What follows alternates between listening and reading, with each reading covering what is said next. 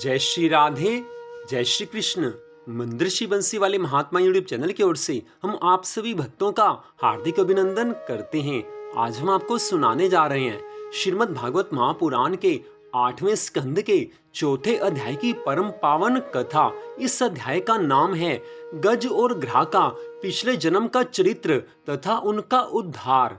बोल श्री राधा कृष्ण भगवान की जय। बोल श्रीमद् भागवत महापुराण की जय। पिछले अध्याय की कथा में आपने सुना था कि किस प्रकार भगवान श्री हरि ने अपने सुदर्शन चक्र से ग्राह का मुंह फाड़ डाला और गजेंद्र की रक्षा की थी। अब उससे आगे की कथा। श्री सुखदेव जी महाराज कहने लगे हैं, हे परीक्षित, उस समय ब्रह्मा जी, शंकर भगवान आदि देवता, ऋषि और गंधर्व श्री हरि भगवान के इस कर्म की प्रशंसा करने लगे तथा उनके ऊपर पुष्पों की वर्षा करने लगे। स्वर्ग में धुंधुबियां बजने लगी, गंधर्व नाचने गाने लगे, ऋषि, चारण और सिद्धगण भगवान पुरुषोत्तम की स्तुति करने लगे।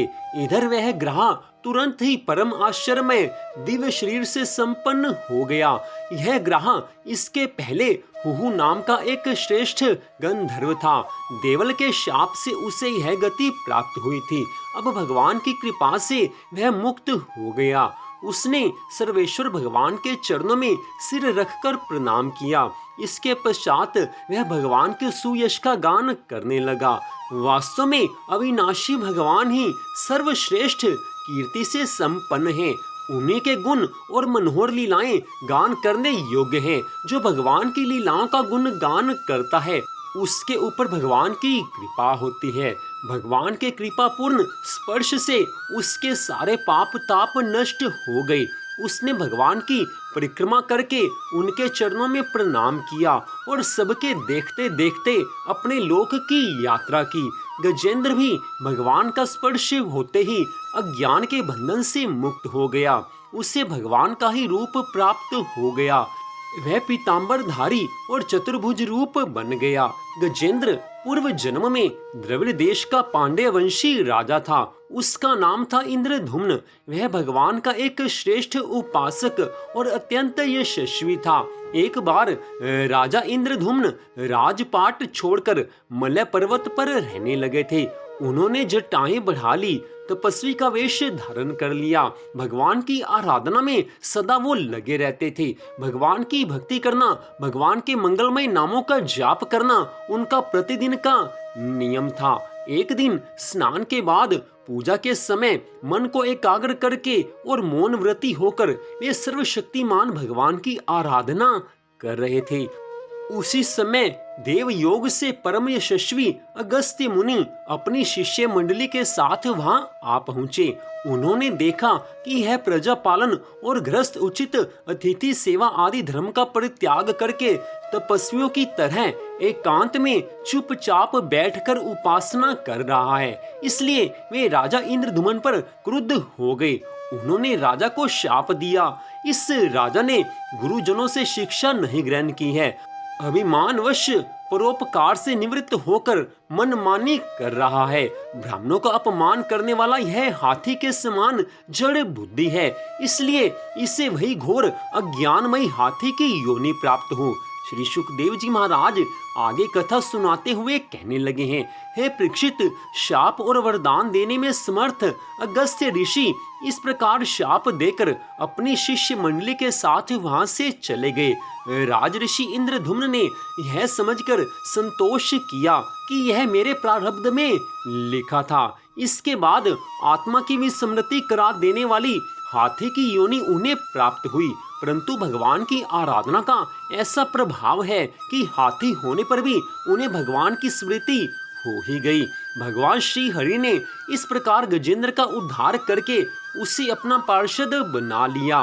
गंधर्व, सिद्ध, देवता उनकी इस लीला का गान करने लगे और वे पार्षद रूप गजेंद्र को साथ लेकर गरुड़ पर सवार होकर अपने अलौकिक धाम को चले गए।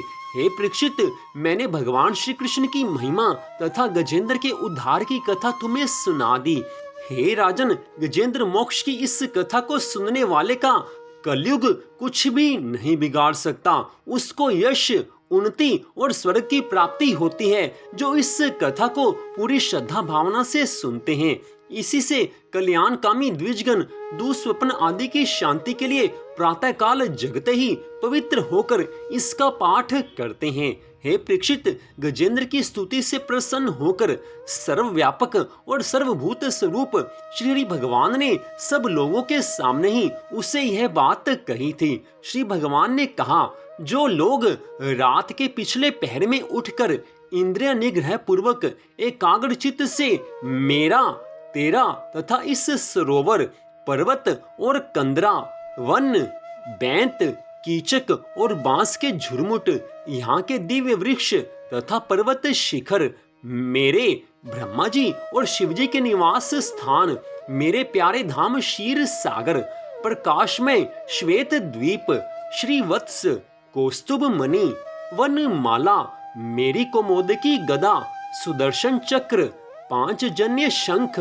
पक्षी राज गरुड़, मेरे सूक्ष्म कला स्वरूप शेष जी, मेरे आश्रय में रहने वाली लक्ष्मी देवी जी, ब्रह्मा जी, देवऋषि नारद जी, शंकर जी तथा भक्त राज प्रहलाद, मत्स्य, कच्छप, वराह आदि अवतारों में किए हुए मेरे अनंत पुण्यमय चरित्र, सूर्य, चंद्रमा, अग्नि, ओंकार, सत्य, मूल प्रकृति, गौ, ब्राह्मण, अविनाशी सनातन धर्म, सोम, कश्यप और धर्म की पत्नी दक्ष कन्याएं, गंगा, सरस्वती, अलकनंदा, यमुना, एरावत हाथी, भक्त शिरोमणि ध्रुव, सात ब्रह्म ऋषि और पवित्र कीर्ति, नल, युधिष्ठिर, जनक आदि महापुरुषों का स्मरण करते हैं, वे समस्त पापों से छूट जाते हैं, क्योंकि ये सब के सब मेरे ही रूप हैं।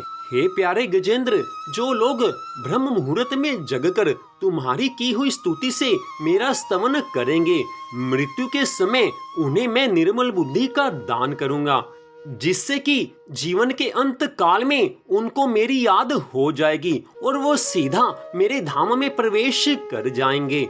श्री सुखदेव जी महाराज आगे कथा करते हुए कहने लगे हैं, हे परीक्षित, भगवान श्री कृष्ण ने ऐसा कहकर देवताओं को आनंदित करते हुए अपना श्रेष्ठ शंख बजाया और गरुड़ पर सवार हो गए।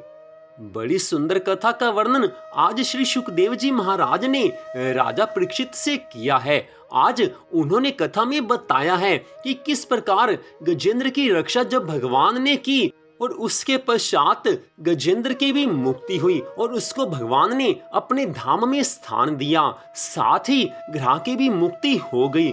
और इस कथा में बताया गया है कि जब भगवान गजेंद्र को अपने धाम में लेकर जाने लगे, उस समय उन्होंने स्पष्ट कहा कि जो कोई भी इस कथा को प्रातःकाल सुनेगा या किसी भी समय सुनेगा और मेरी स्तुति करेगा, उसको मैं मृत्यु के समय अपने धाम में स्थान दूंगा। जो भगवान को सदा याद करते हैं, जो भगवान की मंगलमय कथाओं का गुणगान करते हैं, जो भगवान के पवित्र नामों का जाप करते हैं, जिनका मन सदा भगवान की कथा सुनने में लगा रहता है, जो एक क्षण के लिए भी भगवान की याद नहीं छोड़ सकते, जो सदा सर्वदा भगवान से प्रेम करते हैं, जिनका संसार में मोह धीरे धीरे कम होकर ठाकुर जी के चरणों में प्रेम होने लगा है, उनको भगवान की प्राप्ति होती है। जो सदा भगवान की आराधना में लीन रहते हैं, उनके ऊपर ठाकुर जी सदा कृपा करते हैं। मनुष्य जीवन मिला है तो केवल भगवान की प्राप्ति के लिए, और इस मनुष्य जीवन में अगर भगवान की भक्ति नहीं की, भगवान से प्रेम नहीं किया, तो ये कलयुग मनुष्य का पीछा नहीं छोड़ता। एक बार भी जो कलयुग के कुचक्र में फंस गया, माया के चक्र में फंस गया, उसका माया के कुचक्र से निकल पाना बड़ा कठिन हो जाता है।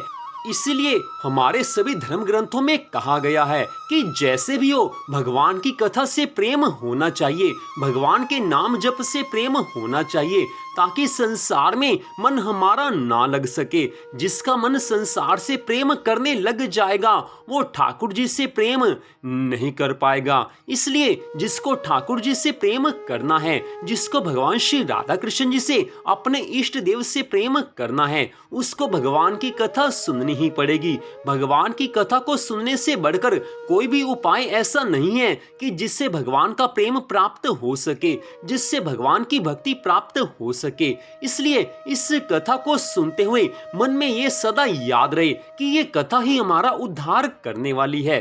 कलयुग में कोई भी कलयुग के प्रभाव से नहीं बच सकता। इस कली काल में केवल वही कलयुग के प्रभाव से बच सकता है जो भगवान की शरण में चला जाता है, जो संत महात्माओं से भगवान की कथा सुनता है, जो भगवान के मंगलमय नामों का जाप करता है, संकीर्तन करता है, जो अपने घर में रहकर ठाकुर जी की अनन्य भाव से भक्ति करता है और घर वाले सभी सदस्यों को भगवान की भक्ति में लगाता है, उसके ऊपर ठाकुर जी कृपा करते हैं। ऐसे भक्तों के घर में भगवान सदा निवास करते हैं। ऐसे भक्तों के घर में माँ लक्ष्मी सदा के लिए वास करती है और ऐसे भक्तों के जीवन के दुखों को भगवान थोड़ा थोड़ा करके कम करते जाते हैं। और एक समय ऐसा आता है कि भक्त के जीवन में दुख नाम की कोई चीज रह ही नहीं जाती। जब भक्त के सभी दुखों का नाश हो जाता है, उस समय उसको भगवान के अलावा और कुछ समझ में नहीं आता। उसको केवल इतना याद रहता है कि ठाकुर जी की कृपा से ये सब संभव हो सका है, अन्यथा मेरे पाप कर्म तो इतने थे कि मुझे दुख ही दुख मिलने थे। लेकिन भगवान ने कृपा करके मेरे सभी पाप कर्मों का नाश किया है और जिससे मेरे सब दुखों का अंत हुआ है। अब तो मुझे भगवान की आराधना करनी है ताकि इस जीवन के अंतिम समय में ठाकुर जी की याद मेरे को आ जाए और मुझे ठाकुर जी के धाम में सदा के लिए स्थान मिल जाए। तो यही आज की इस कथा का सारांश है कि हमारे मनुष्य जीवन का लक्ष्य भगवान की प्राप्ति है। संसार के सुख भगवान अपने भक्तों को दे ही देते हैं। जो भगवान की भक्ति करता है उसको भगवान संसार में सब कुछ देते हैं। उसकी हर मनोकामना भगवान पूरी करते हैं। उस मनुष्य के जीवन में भगवान कोई कमी रहने ही नहीं देते और इस मनुष्य जीवन का जो अंतिम लक्ष्य है भगवान की प्राप्ति करना, भगवान के धाम में सदा के लिए प्रवेश कर जाना, वो भी भगवान की कृपा से संभव हो जाता है। जिस प्रकार गजेंद्र को भगवान ने सब दुखों से छुड़ाकर उसको अपने धाम में स्थान दिया था, ठीक ऐसे ही आज के समय में भी भगवान अपने भक्तों पर कृपा करके उनके सब दुखों का नाश करते हैं और अपने धाम में स्थान देते हैं। लेकिन हम सबका एक कर्तव्य बनता है कि हम सदा भगवान की आराधना करते रहें। संसार का जो भी काम करें ठाकुर जी की याद रखकर अपने संसार के सब काम करें, इससे भगवान प्रसन्न हो जाते हैं। तो इसी के साथ ही श्रीमद् भागवत महापुराण के 8वें स्कंद के 4थे अध्याय की कथा का विश्राम होता है। मंदिर बंसी वाले महात्मा यूट्यूब चैनल की ओर से इस कथा को आपने सुना। आप सबके लिए एक बड़ी शुभ सूचना, बहुत जल्दी ही हम महाशिव पुराण की कथा को भी अपने चैनल पर शुरू कर रहे हैं। प्रतिदिन आपको महाशिव पुराण की कथा भी सुनाई जाएगी। श्रीमद् भागवत महापुराण की कथा भी आपको सुनाते रहेंगे। तो मंदिर बंसी वाले महात्मा यूट्यूब चैनल को आप सब्सक्राइब कर लीजिए ताकि भगवान की अन्य सभी कथाओं का सुनने का अवसर आपको प्राप्त हो सके। तो आज की इस कथा को सुनने के लिए आप सबका हार्दिक धन्यवाद। भगवान श्री राधा कृष्ण जी की, भगवान श्री हरि विष्णु जी की कृपा सदा आप सब पर, आपके परिवार पर बनी रहे, इसी मंगल कामना के साथ जय श्री राधा रानी सरकार की, जय श्री कृष्ण भगवान की, जय श्री हरि विष्णु भगवान की, जय गजेंद्र मोक्ष की कथा की, जय श्रीमद् भागवत महापुराण की, जय श्री सुखदेव जी महाराज की।